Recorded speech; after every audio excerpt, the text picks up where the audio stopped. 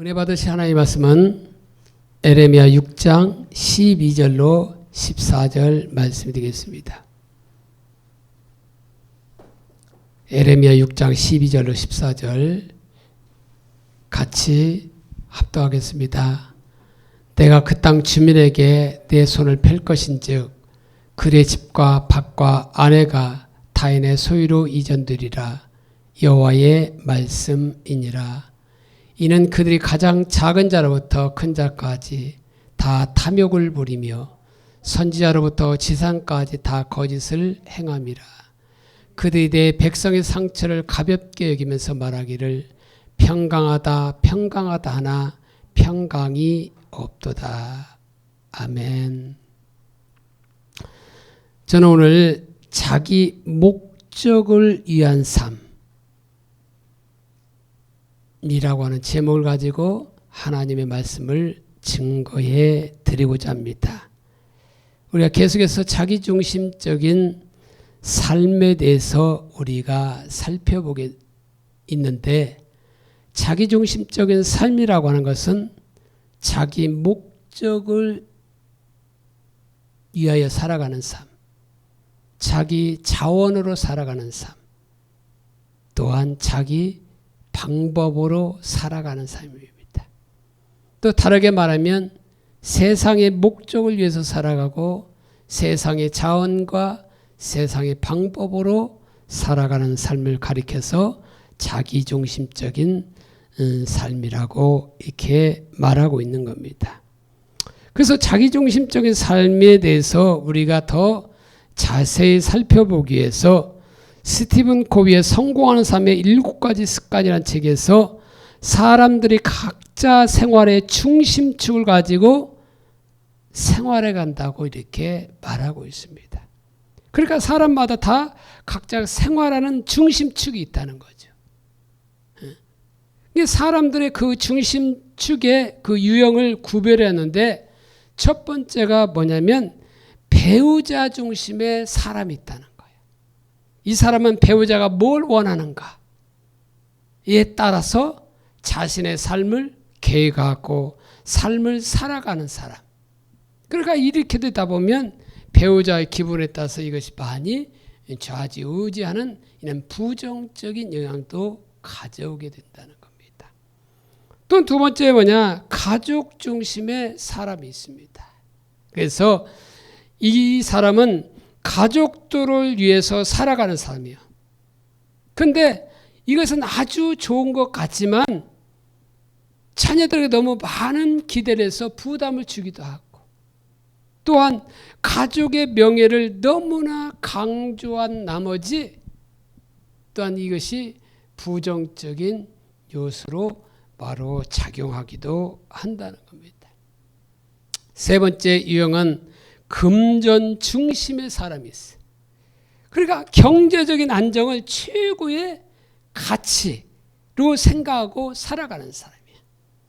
그러니까 이 사람은 돈을 버는 데 중심을 두다가 다른 부분에서 파멸하기 쉬운 그런 사람이 바로 금전 중심의 사람입니다. 네 번째는 일 중심의 사람이야. 자신의 일에 대해서 심취하고 몰두하느냐. 그래서 자신의 일을 가지고 자랑하고 과시하는 사람이 이런 일 중심의 사람인데, 근데 이 사람에게도 다른 삶의 영역에서는 무능하고 바로 부족하기 쉽다는 거야. 자기 일에는 전문적이지만 다른 영역에서는 또한 이렇게 무능하고 부족하기 쉬울 수 있다는 거죠.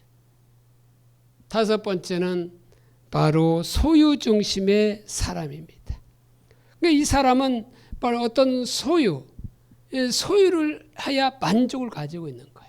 그래서 좋은 집을 사야 되고 좋은 자동차를 소유할 뿐만 아니라 어떤 명성을, 또한 어떤 지위를 같은 이런 것을 어떻게 해요? 소유를 중시하는 사람이에요. 근데 이런 사람에게는 늘 그 소유를 잃어버릴지 모른다는 불안감에 시달릴 가능성이 많은 사람인 겁니다. 뿐만 아니라 쾌락 중심의 사람이 있어요. 이 사람은 즉각적인 욕구 충족을 원하며 살아가는 사람인데 이 사람이야말로 가장 허무한 삶을 사는 사람이에요. 이와 같은 사람은 더 자극적인 쾌락을 줬다가 결국 헛되고 파기적인 삶을 살고 마는 사람이야. 그러니까 쾌락으로 우리에게 만족하지 못하잖아요. 더 큰 쾌락을 원해요. 그러니까 마약 중독자들이 마약을 못 끊는 이유 뭐냐면 그 순간적인 그 쾌락을 못 잊기 때문에 못 끊는 거예요. 또한 마지막으로 친구나 적 중심의 사람이 있어요. 그러니까 친구 중심의 사람은 청소년 때 친구를 가장 소중하게 생각하는 경우예요. 그러니까 배우자나 가족과 같이 친구를 위해서 살아가는 사람이 있어요. 근데 이때 머리에 왕따를 나면 많은 상처를 받죠. 왜? 친구를 소중하게 여기기 때문에 그런 거예요. 또한 적중심의 사람이 있는데 이 사람은 자신의 원수에게 모든 신경을 집중해서 그를 이기고 그에게 보복하는 걸 중심으로 살아가는 사람이야. 그렇기 때문에 이 사람에게는 늘 안정감이 없는 거예요. 타인에 의해서 흔들리는 삶을 살 수밖에 없는 이는 바로 사람들인데 이처럼 각자 사람들이 바로 이런 생활의 중심축이 있다는 거죠. 배우자를 중심이냐, 가족을 중심이냐, 바로 금전 중심이냐, 일 중심이냐, 소유 중심이냐, 쾌락 중심이냐, 친구 중심이냐, 척 중심이냐, 이런 중심이 있어요. 근데 이 책에는 나오지 않았지만 가장 바람직한 중심축을 가지고 살아가는 사람이 누구냐? 바로 하나님 중심적인 삶을 살아가는 사람이에요. 그래서 사도 바울은 늘 하나님 중심으로 살아갔어요. 그래서 그는 사도로 부르심을 받았어요. 근데 사도로 부르심을 받았는데 그는 유대인의 사도로 활동했어도 그는 성공했을 거예요. 근데 그는 이방인의 사도라고 하는 그 하나님의 목적을 알고 이방인의 사도로서 그 사역을 감당하게 됩니다. 또한 그는 물을 주는 사도, 다시 말하는 가르치는 그 사역을 해도 그는 성공했을 거예요. 근데 그는 교회가 없는 그곳에 가서 씨를 뿌리는 사도, 교회를 세우는 그는 사도로서 그는 부르심을 받았기 때문에 거기에 동참한 거예요. 이게 하나님의 목적을 알고 거기에 동참한 거예요. 그러니까 바울을 움직이는 가장 근본에는 뭐냐? 하나님이 계셨어요. 그리고 성령에 의해서 살아갔어요. 그래서 바울은 자신이 하는 일을 바로 하나님의 일이다 이렇게 말하고 있어요. 왜냐하면 그 모든 일이 자기 계획에서 나온 것이 아니고 하나님께서 말씀하신 그곳에 순종해서 나갔기 때문에 그것은 자신의 일이 아니라 하나님의 일이다. 그러니까 하나님의 늘 목적에 동참하는 삶을 산 거죠. 그는 안디옥 교회 당회자로서 또 얼마든지 할 수 있지만 성령께 민감하게 반응해서 순종해서 어떻게 해요? 1차, 2차, 3차 선교행을 다녀오게 되고 4차에는 어떻게 됩니까? 죄수의 몸으로 이렇게 로마에 가게 되고 거기서 잠시 풀려나서 바로 스페인까지 가서 복음을 증거하는 그런 사역을 감당할 수 있었던 건 뭐냐? 늘 그는 뭐요? 하나님의 중심적인 삶을 산 거예요. 하나님을 중심의 축으로 놓고 살아간 거예요. 그렇기 때문에 그를 움직이게 하는 것은 배우자도 아니고 가족도 아니고 일도 아니고 소유도 아니고 바로 하나님이 중심축이에요. 하나님의 중심축이 되어서 그가 바로 사역을 감당하게 된 겁니다. 정확하게 바로 하나님의 중심축의 삶을 산 거예요. 이처럼 저와 여러분들도 하나님의 중심적인 삶을 사는 그것이 우리의 신앙이에요. 그러니까 하나님의 중심적인 삶을 살려면 결국 뭐냐? 하나님의 뜻과 의정을 바로 알고 살아야 돼요. 그러니까 하나님의 뜻과 의도를 알려면 결국 하나님의 얼굴을 구하는 삶을 살아야 결국 하나님의 뜻과 의도를 알게 되고 하나님의 목적을 알게 되고 결국 하나님의 비전에 내 삶을 모든 것을 걸고 살아가는 삶이 될 수 있다는 거죠. 그런데 신앙이 타락하면 어떻게 되느냐? 자기 목적이 전면에 등장하는 겁니다. 그러니까 자기 목적을 위해서 살아가는 그 삶은 그게 타락한 삶이에요. 그러면 하나님은 자기 목적을 위한 수단에 불과한 겁니다. 그래서 첫째로 자기 목적을 위해서 사는 그 중심에 무엇이 있는가? 우리는 그것을 예레미야 시대를 보면서 살펴보기를 원합니다. 예레미야 시대 보면 한마디로 자기 목적을 위해서 살아가던 시대예요. 그래서 하나님이 수차례 그들에게 심판에 대해서 경고하셨고 실제로 그 시대에 심판이 임했습니다. 그들이 심판이 임한 것은 그들이 의식이 없어서 심판이 당한 것도 아니고 자기 목적을 위해서 살아갔기 때문에 심판이 임한 겁니다. 왜? 자기 목적을 위해서 사는 그것이 타락한 삶이기 때문에 그런 겁니다. 그래서 예레미야 6장 13절에 보면 이는 그들이 가장 작은 자로부터 큰 자까지 다 탐욕을 부리며 선지자로부터 제사장까지 다 거짓을 행함이라. 그래서 여기 보면 작은 자와 선지자, 큰 자와 제사장 이렇게 놓을 수도 있지만 그러나 작은 자부터 큰 자, 다시 말하면 하나님의 백성들은 말할 것도 없이 선지자로부터 제사장까지 총체적으로 다 모여 탐심에 빠졌다는 거예요. 바로 이처럼 우리의 신앙이 타락하면 항상 하나님의 백성들 속에 바로 탐심이 가득하게 되어 있다는 겁니다. 그래서 그 중심에 탐심이 있으면 아무리 많은 의식을 행한다고 할지라도 그 삶은 무슨 삶이냐? 타락한 삶이라는 겁니다. 그래서 예레미야 시대 보면 우리가 여러 차례 살펴보았듯이 시바, 에티오피아나 아니면 남예멘 그곳에서 유양과 원방에서 오늘날 인도 바로 향품을 사다가 하나님께 예배를 드렸어요. 그리고 안식일은 기본이요 월사 매월 첫날 그리고 모든 대화 성일 빼먹지 않고 하나님께 예배를 드렸어요. 이게 오늘날로 말하면 주일 예배는 물론이요 수예배 또한 새벽 기도회 또한 어떤 부흥회 또한 어떤 십자가 성령 컨퍼런스 NWC 뭐 이는 모든 것이 집회마다 다 참석했다는 거예요.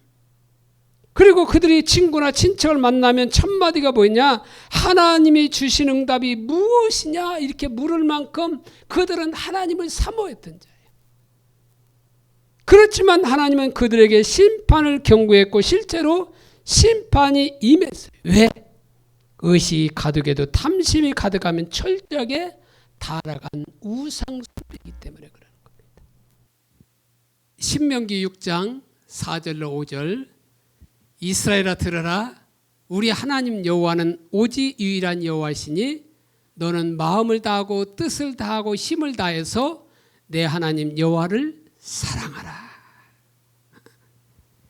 여기 보면 우리 하나님 여호와는 오직 유일한 여호와이시니 이 말은 뭐냐면 온 우주의 근원이신 하나님은 뭐요? 한 분이시라는 거예요.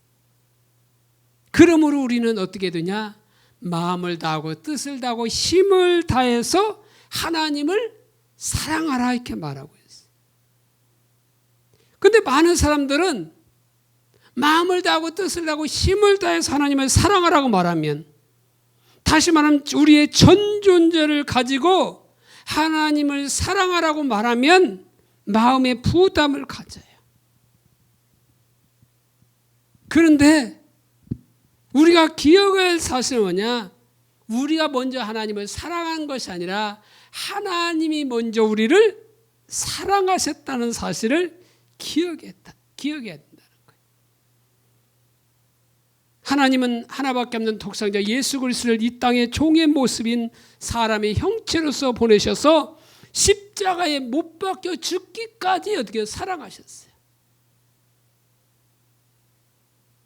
그러니까 십자가의 그 사랑, 십자가에서 못 박힌 그 예수님을 볼 때마다 우리는 뭐예요? 하나님의 사랑을 느껴야 돼요. 하나님의 사랑을 우리 눈으로 보여준 그 사건이 뭐예요? 십자가 사건인 거예요. 내가 이만큼 너희를 사랑하고 있다. 이것을 보여주는 사건이에요. 그렇게 우리를 전존재로 사랑했던 것처럼 우리 또한 그렇게 하나님을 전존재로 어떻게 해요? 사랑하라 이렇게 말하고 있는 겁니다. 그런데 전존재로 하나님을 사랑한다고 하는 것은 나누어지지 않는 마음으로 사랑하는 그것이 전존재로 사랑하는 거예요. 그것이 진실한 사랑이에요. 그러니까 아내를 사랑하면 뭐야? 아내만 사랑해야 돼요.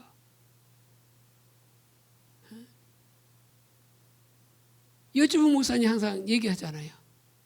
한 달 29일은 아내를 사랑하고 하루를 다른 여자를 사랑하면 그게 아내를 사랑한 거냐고. 그러니까 어떤 권사님이 그랬다고 하잖아요. 그건 그 다른 여자를 사랑한 거예요. 그랬다고 하잖아요. 그러니까 기회가 안 돼서 그냥 그냥 그 핑계 대고 다른 여자 살지 못하고 하루 이렇게 다른 여자가 사는 것이지만 마음은 어디에 온통 거기가 있는 거죠. 그게 마음이 뭐요? 나누어진 거예요. 아내로 만족하지 못하고 그 마음 가운데 다른 탐심이 들어와서 어떻게 해요? 다른 여자를 사랑하는 거죠. 이처럼 우리는 하나님만 전존재로 사랑해야 되는데 이 마음이 탐심이 들어와서 뭐요?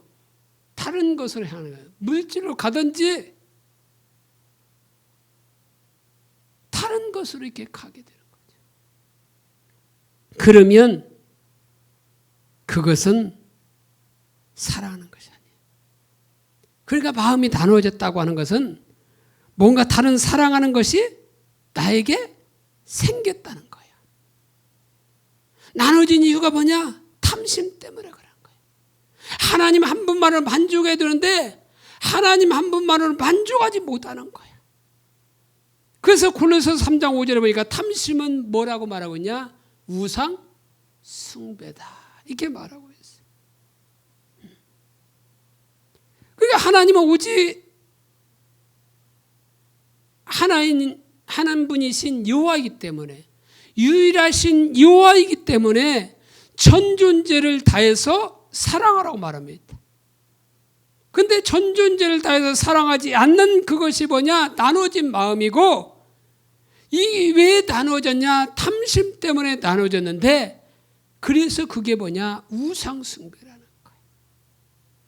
그러니까 우상하면 많은 사람들이 형상만을 생각해요.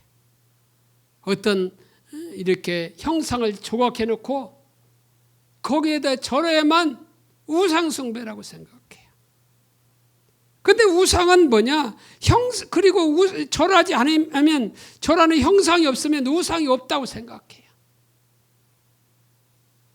그것이 뭐냐? 바리새인들이 생각하는 거예요. 바리새인들은 그 당시 동전에 뭐냐? 시죠. 로마 황제 형상이 있었는데 거기다가 그 동전에 절하는 것도 아니고 예배하는 것도 아니지만 하나님 앞에 헌금을 드릴 때 그 시저의 형상이 있는 동전이 아니라 그것을 세겔로 바꿔서 하나님께 드렸어요. 동전에 시저의 형상이 있다는 거죠. 그래서 그들은 자신에게는 우상이 없다 이렇게 생각해요. 그런데 성경이 보면 나눠진 마음이 우상이라고 말하고 있어요. 우상은 어디냐? 우리 마음에 드린다고 말하고 있어요. 여호와는 오직 하나이신 하나님이기 때문에 나눠진 마음이 없어야 돼요. 마음과 뜻과 힘을 다해서 사랑하라는 것은 전 존재를 사랑함이 마땅한데 하나님과 다른 것을 동시에 섬길 때 그것이 바로 뭐예요? 우상이라는 거죠. 그래서 성경에 보면 하나님다움으로 가장 많이 말하고 있는 것이 뭐냐? 재물이에요. 재물. 만몬신. 그래서 너희는 하나님과 재물을 동시에 섬길 수 없다는 거예요. 하나님을 섬기든지 재물을 섬기든지 두 주인을 섬길 수 없다는 거예요.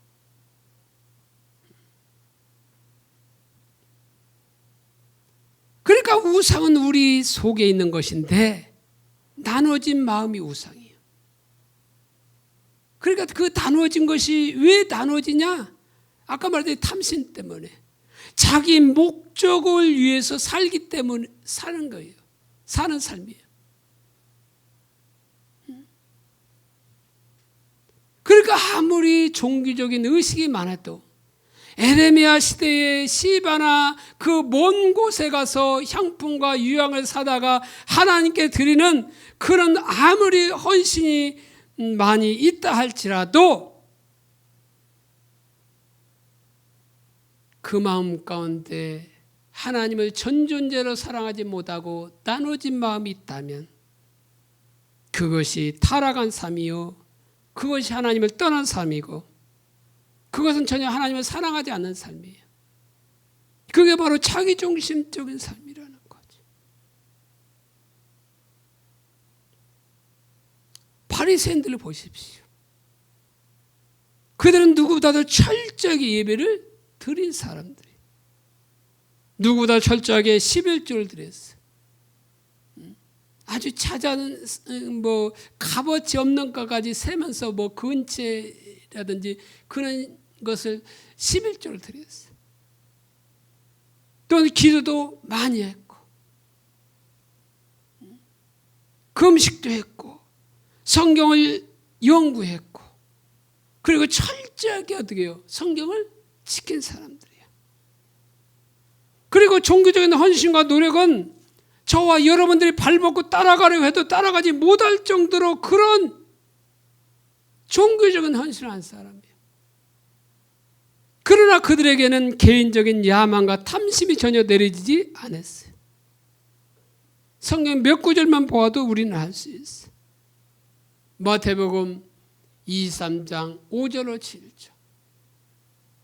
그들의 모든 행위를 사람에게 보이고자 하나니 곧 그 경문띠를 넓게 하며 옷수를 길게 하고 잔치 윗자리와 휘당의 높은 자리와 시장에서 문안받는 것과 사람에게 랍비라 칭함받는 것을 좋아하느니라.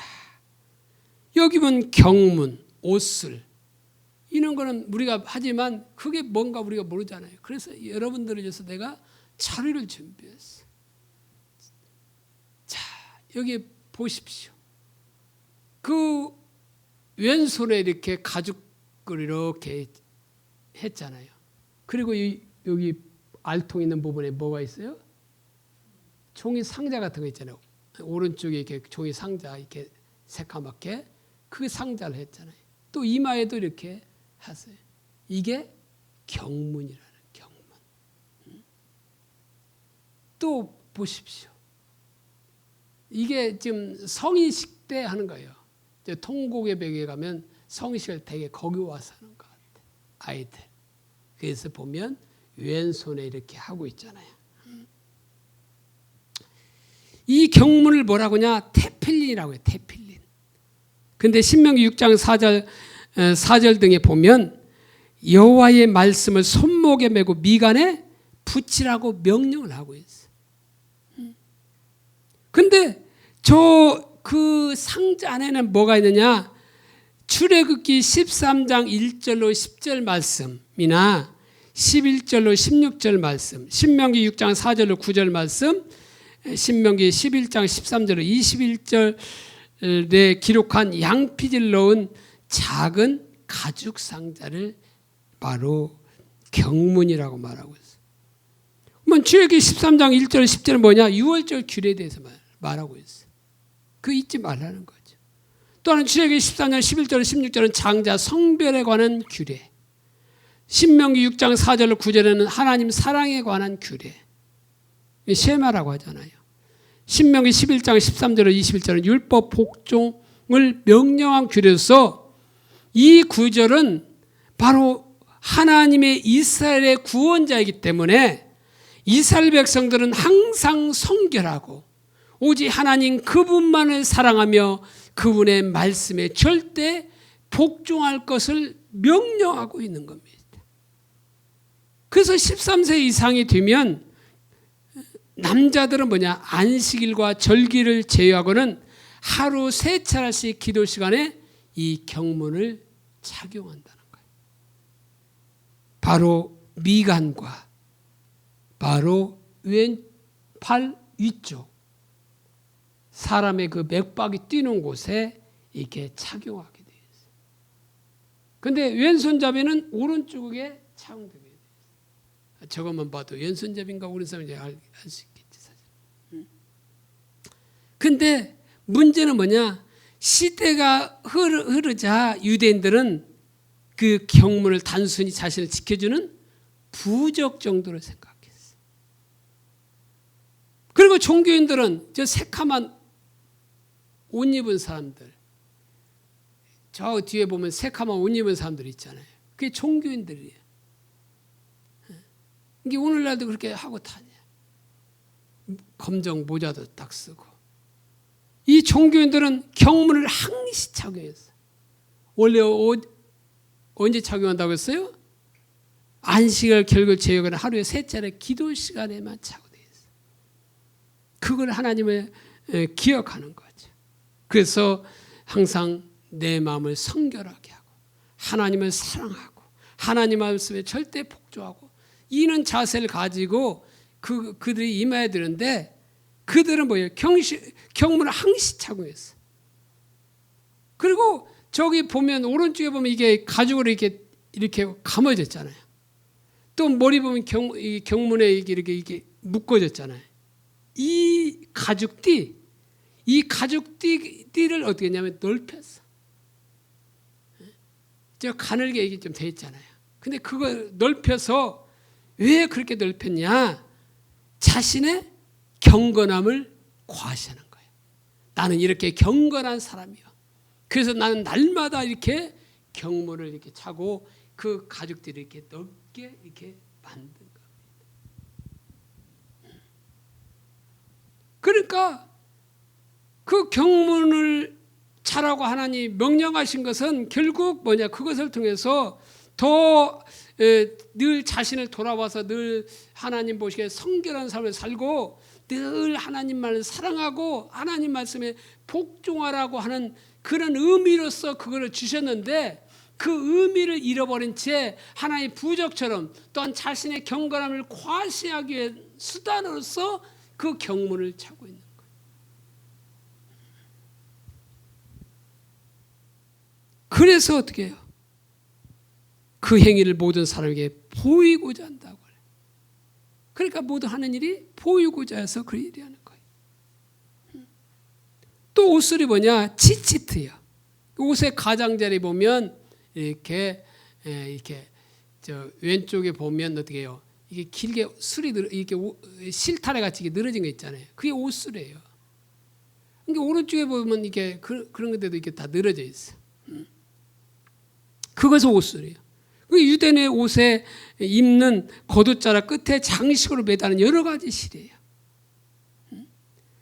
왜 이 옷을 다냐? 하나님의 계명을 삶의 모든 영역에서 순종하며 가슴 깊이 새겨서 명심하여 산다는 상징적인 의미로서 바로 그들에게 이는 옷술을 하게 되어 있는데, 그 옷술을 어디요? 더 많이 타는 거예요. 더 화려하게 타는 거예요. 자신을 어떻게 해요? 사람들에게 내보이기 위해서. 그리고 그들은 뭐냐? 잔치의 윗자리와 회당의 높은 자리를 좋아해요. 이 말은 뭐냐? 권력욕이 있다는 거죠. 그래서 자, 그 보면 잔치 윗자리는 이게 보면 이스라엘의 잔치할 때 저런 식으로 디귿자 형태의 연유석이 있어요. 근데 디귿자의 형태인데 그 윗자리라고 하는 것은 첫 번째 좌석을 가리키는 말이야. 그래서 잔치에서 가장 좋은 좌석. 근데 그 좋은 좌석이냐면 주인이 앉는 식탁 우편의 좌석이 가장 뭐냐? 좋은 좌석이에요. 그러니까 그들은 잔치의 윗자리를 좋아해요. 그래서 그들은 이 말은 뭐냐? 세속적인 욕망으로 가득한 사람들이라는 거예요. 그것을 보여주고 있는 거예요. 또 회당의 높은 자리. 우리가 전에 성지순례 그걸 갔다 오면서 그 사진을 보여준 거 있잖아요. 오늘 그 사진 한번 회당의 높은 자리가 나와 있는데 그걸 보여주게 한 거예요. 여기 딱 보면 어떻게 됩니까? 여기 보면 그 가버나움, 갈릴리 바다가 있고 중앙에 갈릴리 바다 위쪽에 뭐가 있어요?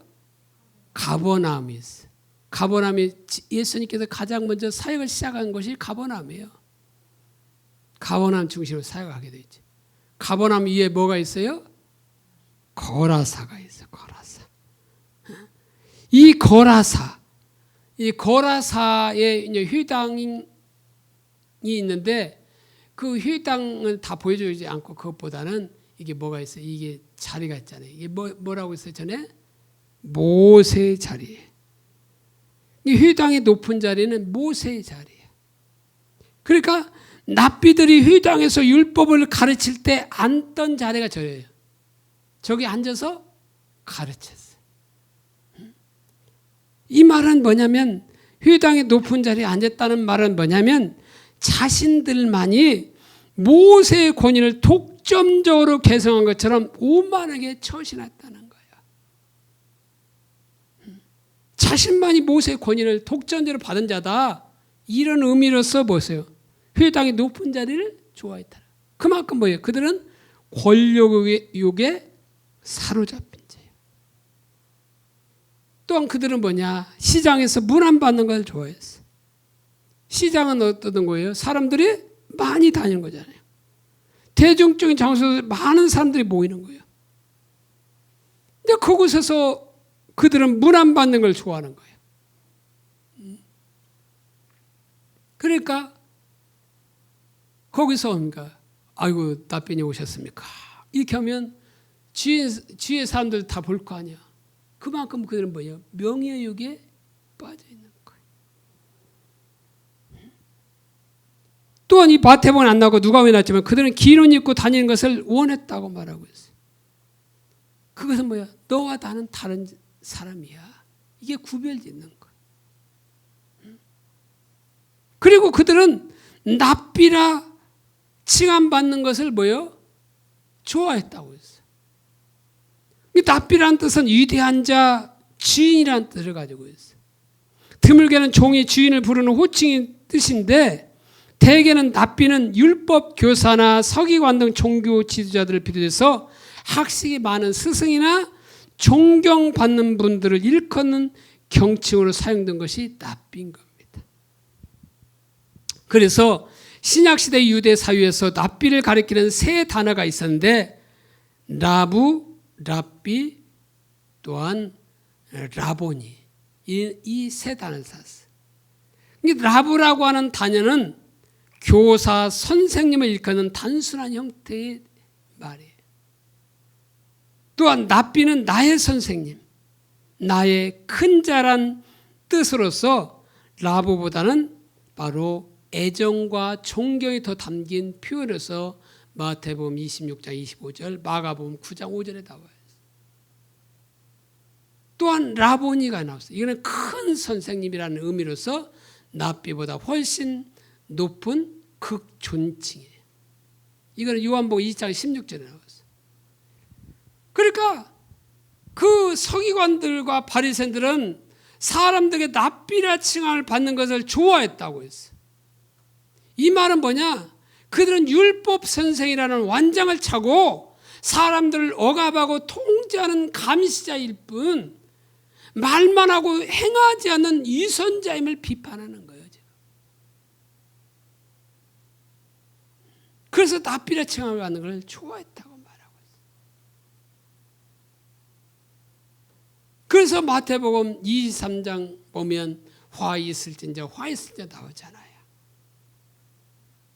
그래서 23장 25절 보면 화 있을진저 외식하는 서기관과 바리새인들이여 잔과 대접의 것은 깨끗하되 그 안에는 탐욕과 방탕으로 가득하도다. 또 27절에도 화 있을진저 외식하는 서기관들과 바리새인들이여 회칠한 무덤 같으니 겉으로는 아름답게 보이나 그 안엔 죽은 사람의 뼈와 모든 더러운 것이 가득하도다. 사실 25절이나 27절은 같은 내용이야. 그것을 다르게 표현하고 있을 뿐이에요. 그러니까 그들의 잔과 대접의 것은 꼭 깨끗하되, 그러니까 겉으로 보기에는 바리새인들과 서기관들 겉모습은 거룩하게 보이고 사랑스럽게 보이고 자비롭게 보이고 은혜 충만하게 보이지만 그들 안에는 뭐가 있다는 거예요? 탐욕과 방탕이 가득하다는 거예요. 그런데 27절은 그 표현을 뭘로 말하고 있느냐? 회칠한 무덤과 같다고 말하고 있어요. 겉으로는 회칠한 무덤과 같이 아름답게 보일지는 모르지만 그 안에는 뭐가 가득해요? 죽은 사람의 뼈와 모든 더러운 것이 가득하다고 말하고 있어요. 회칠한 무덤은 시체가 썩고 있는 무덤을 표시한 것이래요. 시체가 썩을 때 사람들이 코를 막고 갈 수 있게 바로 그게 바로 무덤에 회를 칠했다는 거. 대만에 가면 그 무덤에 그 사진을 걸어 놓더라고요. 죽은 사람인가. 그거는 좀 섬뜩해. 근데 이스라엘은 다른 사람을 이렇게 위해서 회칠한 무덤을 한 것 같아요. 무덤에 회를 칠한 것 같아요. 근데 이 사람이 이게 시체는 이게 썩을 때 냄새가 심한가 봐. 그러니까 그 이스라엘은 어때요? 돌에다가 이렇게 돌을 이렇게 파가지고 어때요? 거기다 시체를 놓고 이렇게 어떻게 했어요? 보면 돌문을 닫았잖아요, 사실. 그러니까 냄새가 흘러나올 거 아니에요. 우리처럼 땅에 이렇게 묻으니까 냄새가 안 날 뿐이지. 그러니까 가끔 방송에도 나오잖아요. 시체 썩는 냄새가 이렇게 밖에서 난다고. 요란한가 봐. 실제는 안 맡아서 모르겠지만. 그러니까 어때요? 회칠한 무덤에 회를 칠함으로써 어때요? 이 무덤은 지금 시체가 썩고 있는 중이다. 이렇게 많은 사람들이 보여주는 거죠. 그래서 어때요? 코를 막고 지나가도록 하기 위해서 무덤에 회를 칠했다고 해요. 그러니까 무덤에 회를 칠하면 어떻게 돼요? 겉은 깨끗하게 보이는 거예요. 한마디로 페인트 칠한 거예요. 깨끗하게 보이는 거예요. 그런데 속은 어떠는 거예요? 속은 시체가 썩어가는 무덤인 거예요. 그러니까 자기의 목적을 위해서 살다 보면 그것을 이루기 위해서 외식이 가득할 수밖에 없어요. 그러니까 바리새인들 서기관들이 자기 목적 어떤 탐심이 있어서 그 목적을 이루기 위해서 어떻게 해요? 바로 외식하는 삶이에요. 겉모습과 속모습이 다른 거죠.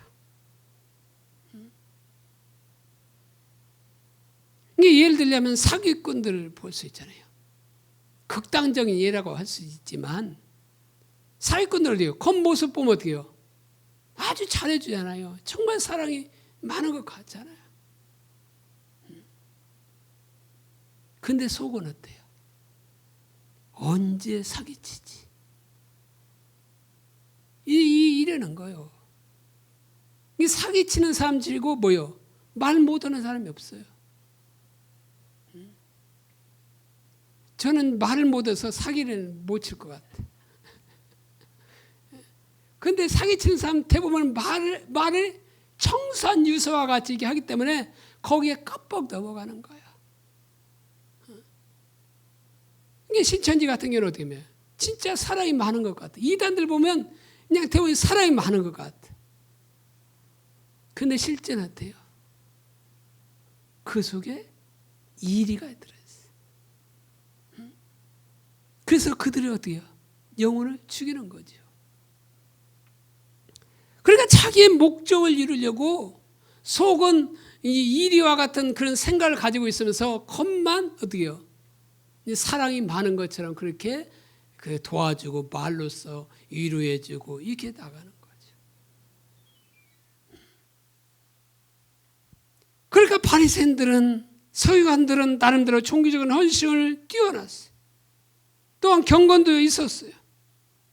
근데 마음속은 개인적인 야망과 탐심이 전혀 내리지 않는 그런 외식한 자들이었다는 거예요. 그래서 예수님은 그들 속에 하나님의 사랑이 없다고 하면서 다가올 심판에 대해서 말씀하셨고 한 세대가 지나가기 전에 노마를 통해서 하나님의 심판이 그들에게 임한 겁니다.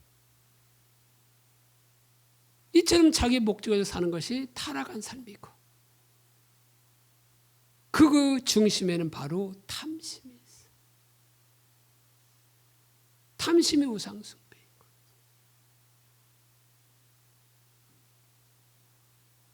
그래서 어때요? 10계명이 2계명이 우상숭배에 대한 얘기잖아요. 그 두 번째로 자기 목적을 위해서 사는 사람에게 나타나는 두 가지 열매가 무엇인가? 그 나무가 어떤 나무인가?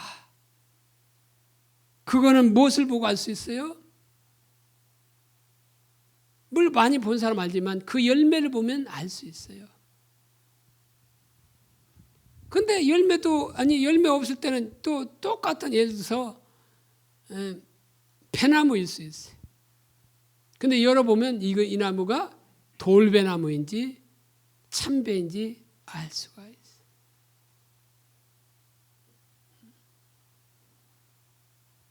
이처럼 우리가 자기중심적인 삶을 살면 반드시 열매가 나타나게 되어 있다는 거예요. 그 열매가 뭐냐? 자부심, 자랑, 자기 과신, 하나님을 찾지 않는 것, 이것으로 나타나는 거예요. 그러니까 자기 목적을 위해서 사는 삶은 그 속에 탐심이 가득한 삶을 살면 대표적으로 나타난 두 가지 열매가 뭐냐? 사람을 두려워하는 것이고 또 하나는 선별적인 순종을 하게 되어 있다는 거예요. 그 전형적인 예가 뭐냐? 이스라엘 초대 왕인 사울 왕인 겁니다. 사무엘상 9장 2절에 보면 기스에게 아들이 있으니 그의 이름은 사울이요 준수한 소년이라 이스라엘 자손 중에 그보다 더 준수한 자가 없고 키는 모든 백성보다 어깨 위만큼 더 컸더라.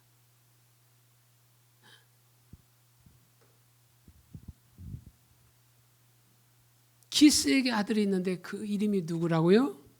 사울이에요. 사울은 준수한 소년이었다.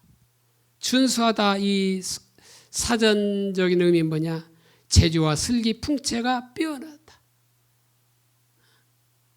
그러니까 재주와 슬기와 풍채가 빼어난 소년이었다는 거예요. 사울은 키가 크고 준수하고 사람들에게 호감을 끄는 그런 사람이었다는 거예요.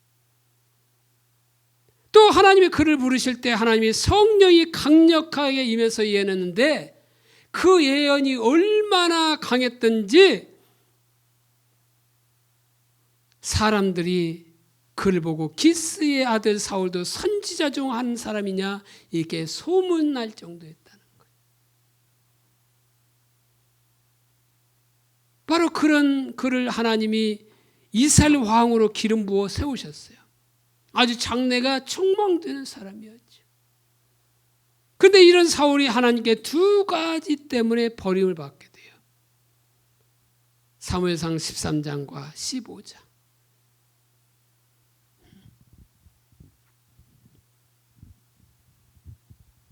그렇게 버림받은 이유가 뭐냐? 자기 목적을 위해서 살아서.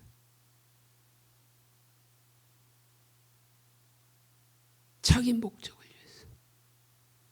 자기 목적을 위해서 살다 보니까 사람을 두려워하는 것이 생기고 선별적인 순종이 생겨서 별로 그 중심은 개인적인 야망과 탐심이 내려지지 않은 거죠.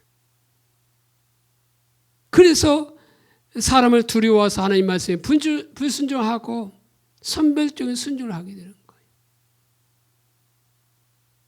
첫 번째 사건이 뭐냐? 사무엘상 13장이에요. 그 1절에 보면 2년째 군대를 뽑았는데 3,000명이 모였어요. 그래서 자기가 2,000명 갖고 요나단에게 1,000명을 주어서 있는데 그들은 훈련되지 않은 오합줄의 군대예요. 근데 5절에 보니까 블레셋이 침공해 왔어. 근데 블레셋의 병거는 오늘날 장갑자 3만, 마병 6천, 백성이 해변에 모래처럼 많았다고 말하고 있어요. 그러니까 블레셋이 장갑자 3만이요, 마병 6천이요, 백성이 해변에 모래 같은데 지금 사울의 군대는 뭐였어? 훈련받지 못한 오합지졸인 3,000명의 군대가 있는 거예요. 이미 군사적인 이는 열세 앞에 있는 거죠. 그래서 이스라엘은 싸울 염두조차도 못 내는 거죠. 그러니까 사람들이 다 어떻게 해요? 피하죠. 근데 사무엘이 거기다 대고 사무엘이 7일, 일주일을 기다리라고 말하고 있어요. 그리고 나가서 싸우라고 했죠. 그런데 일주일을 기다리는데 사무엘이 오지 않는 거예요. 참으로 그 상황에서 일주일 기다린다고 하는 건 쉽지 않아요. 언제 저들이 올지 모르는데. 그리고 이스라엘 백성들 사무엘이 기도하고 예배 드리면 하나님이 도와서 승리의 소망을 가지고 기다렸어요. 그런데 이런 마지막 그 소망마저 끊어지니까 사람들이 어떻게 다 흩어져 버려요. 그러니까 흩어져 버리니까 그 흩어진 사람들을 붙잡기 위해서 뭐냐? 사울이 뭐요? 제사를 드리는 거예요. 자기의 권위를 벗어난 일을 행하고 있는 거죠.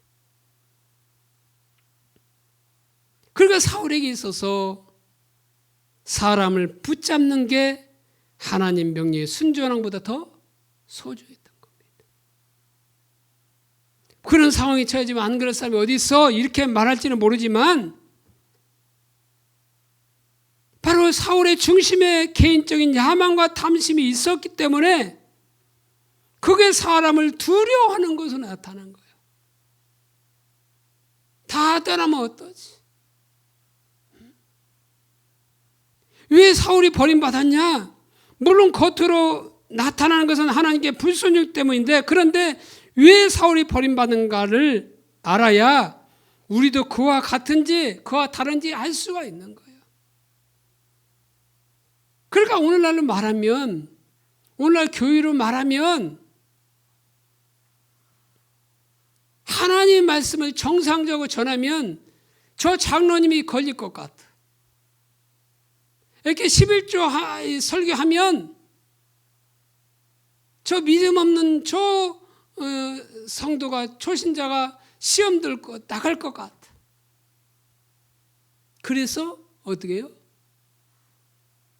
11조 설교 못하고 말을 돌려서 이렇게 설교하는, 이게 정확히 보여? 사람을 두려워하는 거죠. 왜? 떠날까 봐. 그와 같은 거예요, 비유가. 또한 두 번째 사건은 뭐냐? 사무엘상 15장에 나와요. 하나님께서 아말렉을 쳐서 사람은 물론 모든 짐승까지 다 죽이라고 말하고 있어요. 기억할 것은 뭐냐면, 하나님이 사울에게 이 명령을 주신 것은 사울에게 회개할 기회를 주신 거예요. 그러니까 두 번의 기회에서 하나님께 온전히 순종했더라면 하나님은 그 사울의 과거의 그 죄를 용서하고 사해졌을 거예요.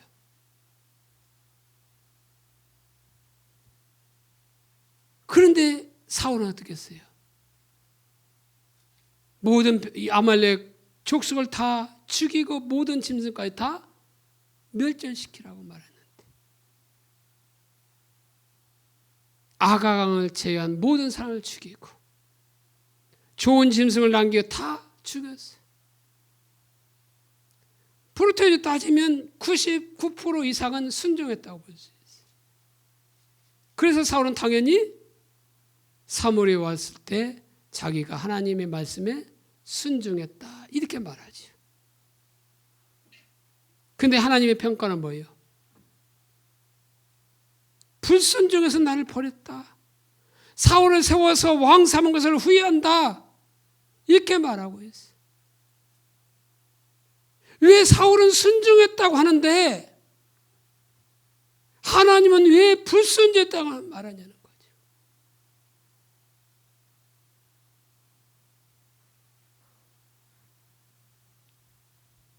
사울이 보는 관점과 하나님이 보시는 관점이 다른 것을 보게 돼요. 사울은 99% 이상 순종하니까 당연히 순종한 것을 생각했는데, 하나님께서는 선별적인 순종을 전적인 불순종으로 보고 계시다는 거예요. 이 말은 하나님께서 명령하신 바를 하나라도 어기면 전체를 어긴다는 말이냐? 그 말이 아니에요.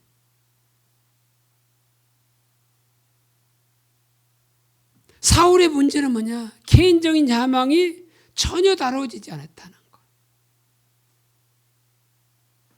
사실 다윗은 많은 다루심을 받았어요. 그런데 사울왕은 갑자기 왕이 되다 보니까 다루심을 받을 기회가 없어요. 그러니까 야망이, 개인적인 야망이 전혀 다뤄지지 않고 그대로 있는 거죠. 어떻게 할 수 있느냐? 사무엘이 사울을 만나러 갔을 때 자기를 위해서 기념비를 세우려고 하잖아요. 그가 왕을 살린 것은 당시 전쟁에서 승리하면 백성들 앞에서 왕의 목을 밟는 의식을 행하게 되어 있어요. 그래서 자기의 승리를 과시하는 거죠. 자기의 승전을 사람들 앞에 놀리게 하기 위한 거죠. 내가 이렇게 적군을 물리친 그런 왕이다 하고 자기 그 야망을 더 드러내기 위한 거죠. 다시 말하면 자신의 승리를 과시하는 게 하나님 명령의 순종보다 더 우선적이었다는 거예요.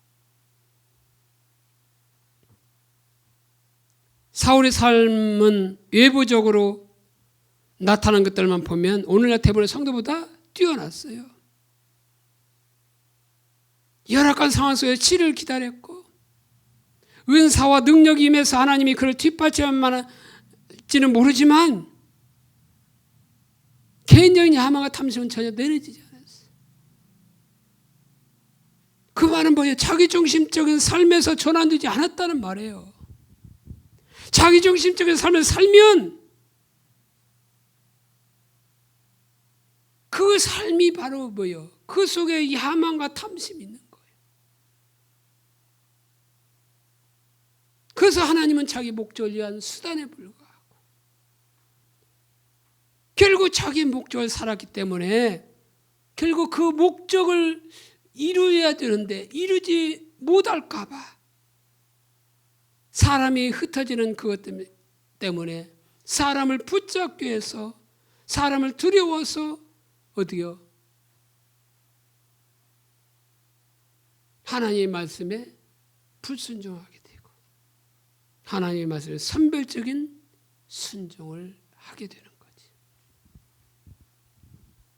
사무엘상 15장 24절에 보면 사울이 사무엘에게 이르되 내가 범죄하였나이다. 내가 여호와의 명령과 당신의 말씀을 어긴 것은 내가 백성을 두려워하여 그대의 말을 청종하였음이니이다. 여기 보면 사람을 두려워하는 마음을 알 수 있어요. 내가 백성을 두려워하여 그의 말을 청종하였습니다. 내가 여호와의 명령과 당신의 말씀을 어긴 것은 다시 말하면 하나님의 말씀에 불순종한 것은 내가 백성들을 두려워서 그랬다는 거예요.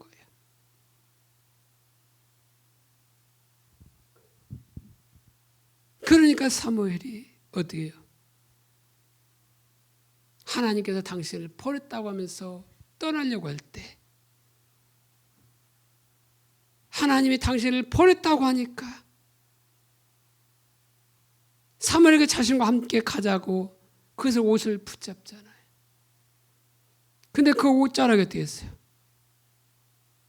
찢어졌어요. 그러니까 사무엘이 옷자락처럼 사울의 나라가 찢어질 것이라고 이게 말하잖아요. 그런데도 불구하고 사울은 사무엘상 15장 30절에서 사울이 이르되 내가 범죄하였을지라도 이제 청하옵나니 내 백성의 장로들 앞과 이스라엘 앞에 나를 높이사 나와 함께 돌아가서 내가 당신의 하나님 여호와께 경배하게 하소서 하더라. 하나님께 버림받고 이 나라를 찢겨진다고 경고하고 있는데 그렇다면 사울 왕은 정말 하나님의 나와서 통회하며 자복하며 회개해야 되는데도 불구하고 그 회개하기는커녕 그는 어떻게 했어요? 내가 범죄했을지라도 내 백성의 장들 앞과 이스라엘 앞에서 나를 높이달라고 하잖아요. 모든 지도자가 백성들 앞에서 자기를 높여달라는 거예요. 그러니까 사울에게 있어서는 하나님의 버림받는 것보다 사람들 앞에 인정받는 것이 더 중요했어요. 사람들 앞에서 그가 왕으로 인정받는 것이 더 소중했다는 거예요. 전혀 돌이키지 않았어요. 돌이켰다면 하나님께 회개했다면 용서해 줄 수 있었을 텐데 그에게는 하나님의 명령보다도 하나님께 버림받는 것보다도 사람들에게 인정받는 것이 더 중요했다는 거죠. 예레미야 6장에 보면 자원자부터 큰 자까지 선지자부터 제사장까지 총체로 탐심이 가득했고 평강을 외쳤어요. 그것을 보고 뭐라고 했어요? 거짓이라고 말하고 있어요. 왜 평강을 외쳤냐? 그래야 사람들이 은혜 받았다고 하고 자기 사역에 동참하고 협력하니까. 오늘날로 말하면 축복 메시지를 증거하는 거죠. 왜? 그래야 사람들이 몰려오게 되고, 그래야 교회가 성장하게 되고, 그래야 사람들로부터 저 교회는, 저 목사는 성공한 목회자라는 말을 들으니까 그렇게 하는 거죠. 결국 뭐요?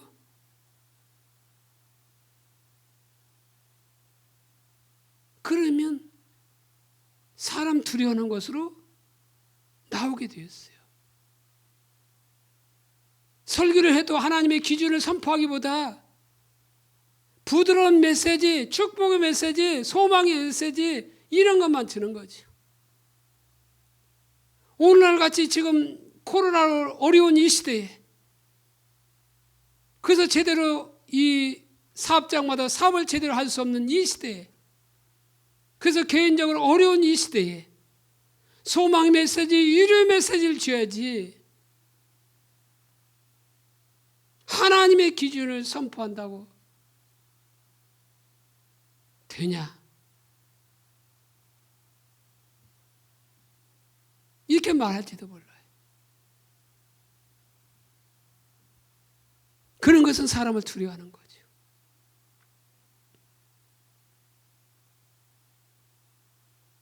우리의 삶이라고 하는 것은 그냥 단순히 천국 티켓 받는 것이 아니잖아요. 천국 티켓 받아서 지옥 가지 않고 이제 우리는 천국에 간다, 이게 신앙생활 하는 그게 아니잖아요.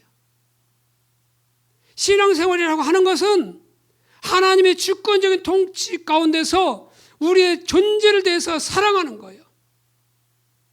그리고 하나님의 목적이 되어지는 삶 가운데서 하나님과 동행하는, 승리하는 삶인데, 많은 성도들이 자기 목적에서 살기 때문에 하나님은 자기 목적에 한 수단에 불과한 거지.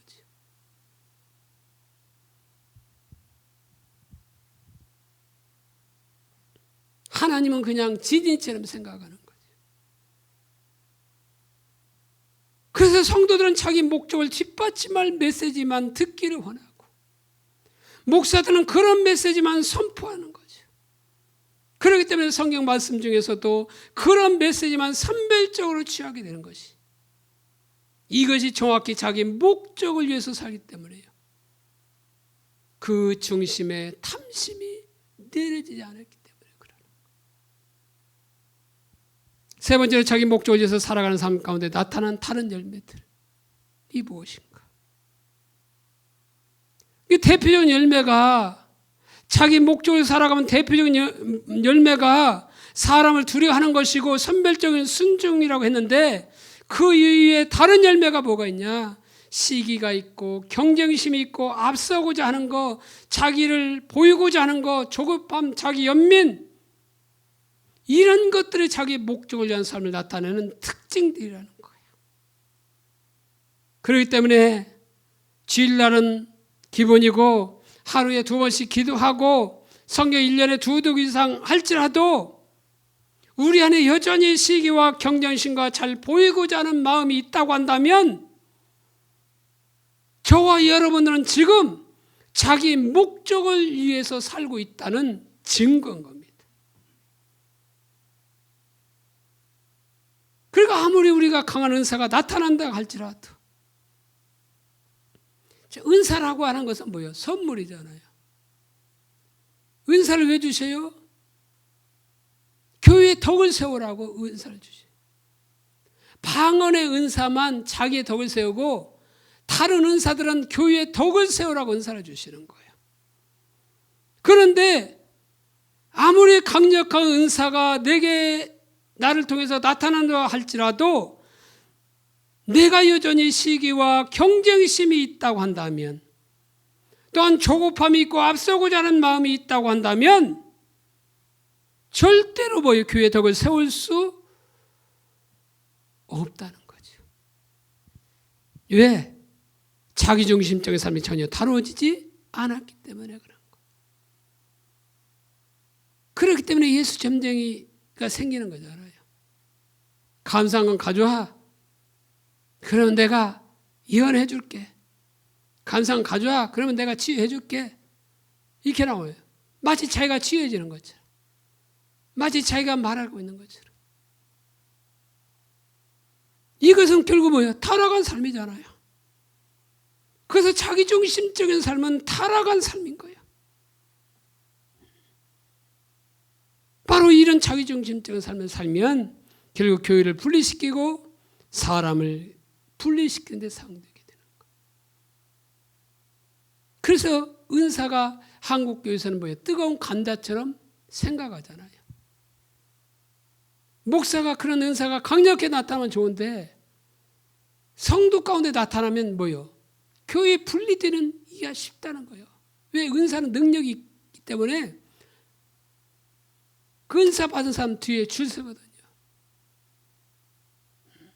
그래서 목사보다 그 성도가 더 뛰어난 것처럼 생각하는 거죠. 그래서 교회를 분리하는 경우가 많이 있어요. 그게 뭐예요? 고린도 교회의 모습인 거지.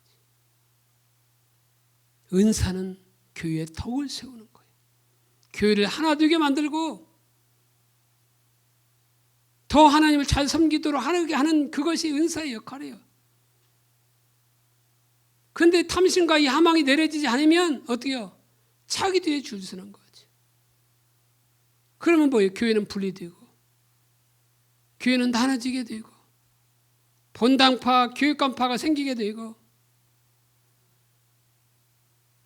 뭐 이장로파, 저장로파 생기게 되는 거지.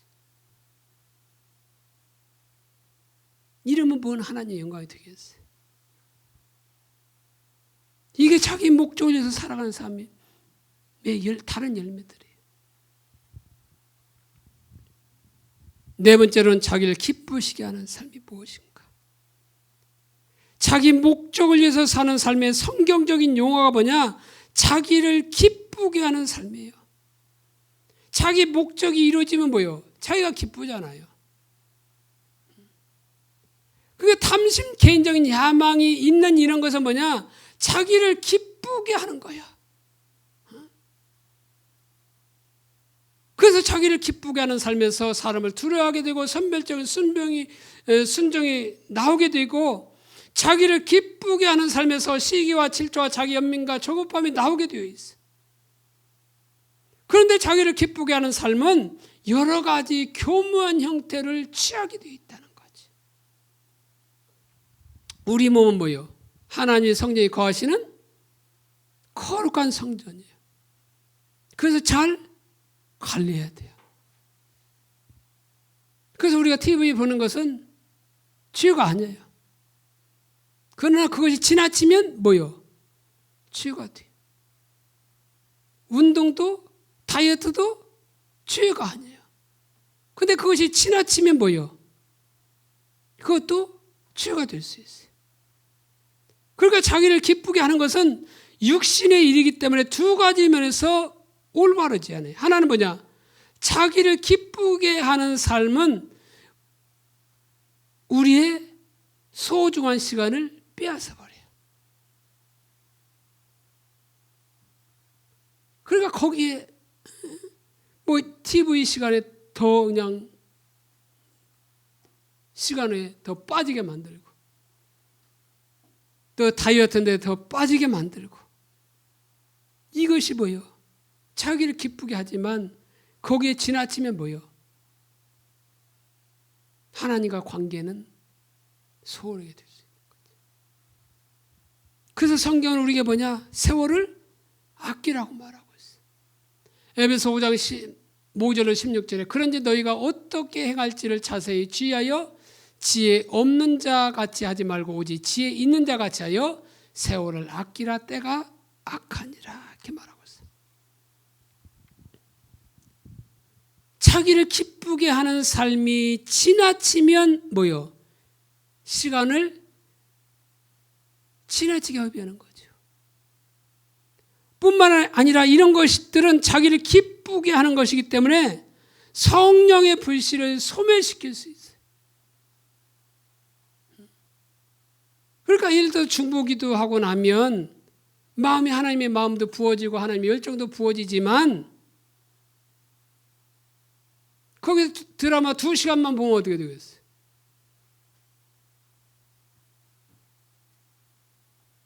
그 열정은 사라지게 되고 하나님의 마음은 사라지는 거지.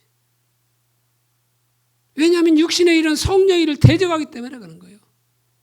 육신의 일은 성령을 대적하고 성령의 일은 육신을 대적한다고 말하고 있잖아요. 자기중심적인 삶은 자기를 기쁘게 하는 육신의 일이기 때문에 성령의 일을 대적하게 되어 있다는 거죠. 기억하실 건 뭐냐? 하나님을 기쁘게 하려면 자기를 기쁘게 하는 것이 내려져야 돼. 사실 오늘날 성도 중에 하나님께 영광 돌리고 하나님을 기쁘게 하기를 다 위할 거예요. 나는 하나님의 영광에서 살기를 원합니다. 하나님을 기쁘게 하는 삶을 살기를 원합니다. 이게 다 말할 거예요. 그렇게 말하지 않는 사람 없을 거예요. 그러나 자기를 기쁘게 하려는 삶이 살면 그 자기를 기쁘게 하는 삶을 내려지지 않으면 하나님을 기쁘게 하는 삶은 가능하지 않다는 겁니다. 그래서 예수님은 뭐라고 말씀하고 있느냐? 나는 나를 기쁘게 하려 함이 아니라 나를 보내신 자를 기쁘게 하려 함이라 이렇게 말하고 있어요. 그러니까 자신을 기쁘게 하는 삶이 내려져야 하나님을 기쁘게 하는 삶이 가능하는 거예요. 그래서 예수님 자신을 기쁘게 하려는 삶을 산 것이 아니라 늘 나를 보내신 자 하나님, 성부 하나님을 기쁘게 하려 한다고 그렇게 말씀하고 있는 거예요. 그런데 우리의 문제는 뭐냐? 자기를 기쁘게 하는 삶이 여전히 살아가면서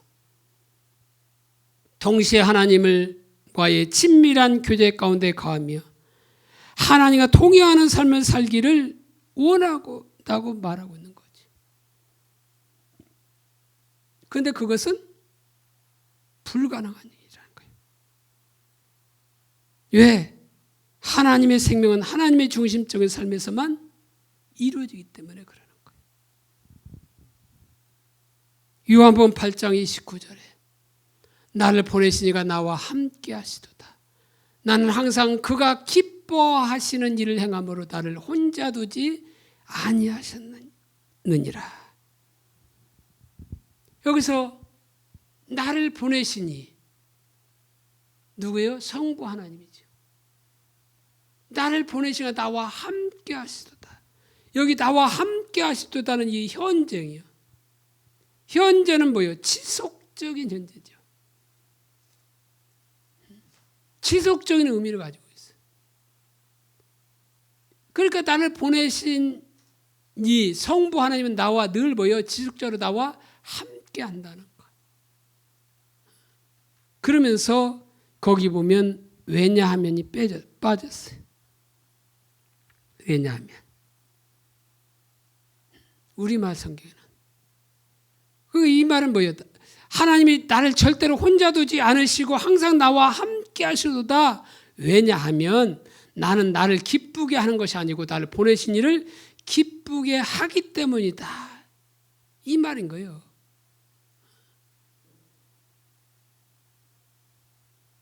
그러니까 이것이 바로 뭐예요? 하나님의 중심적인 삶이에요.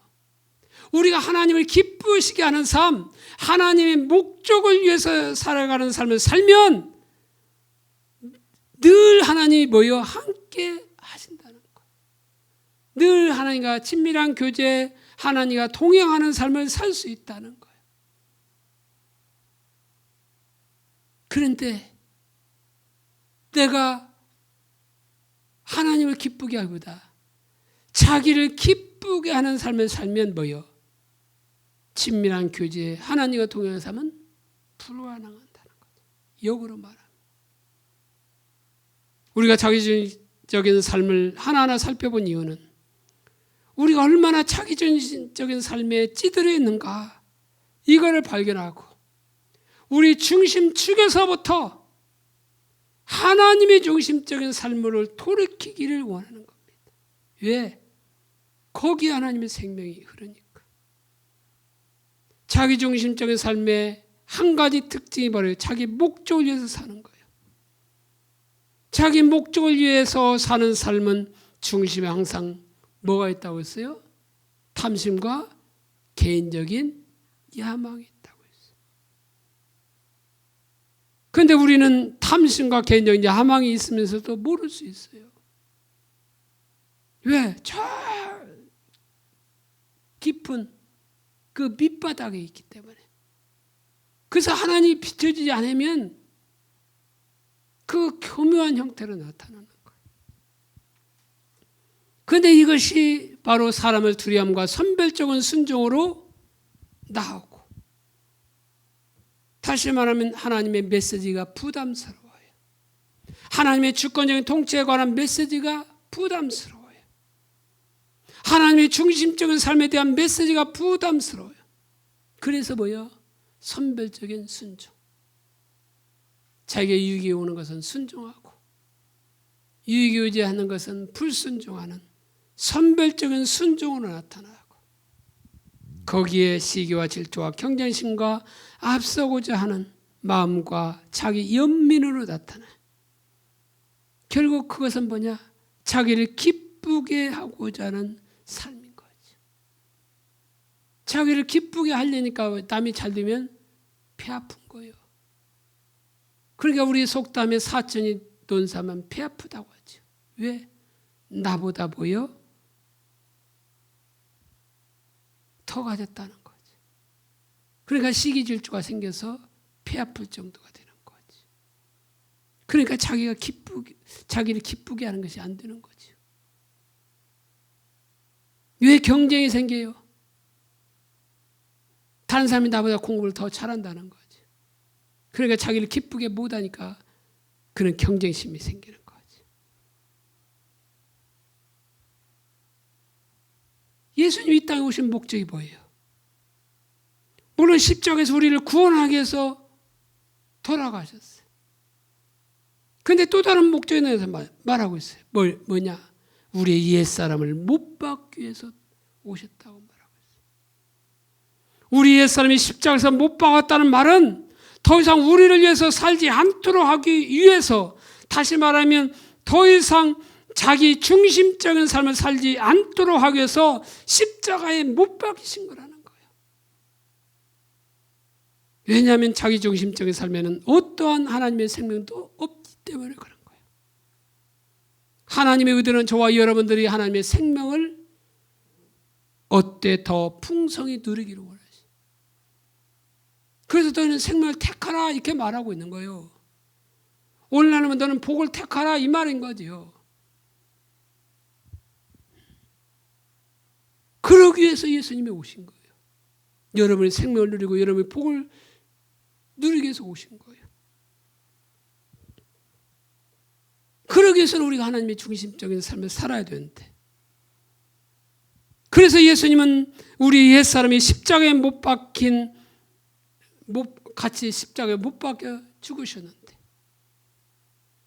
우리 옛사람이 십자가에 못 박히신 이후에도 여전히 우리가 옛사람을 붙들고 하나님에게서 떨어져서 자기 중심적인 열매, 상처, 죄와 세상적 억압이 가득한 자기 목적을 위해서 살아간다고 한다면 이것은 참으로 안타까운 일이라는 거죠.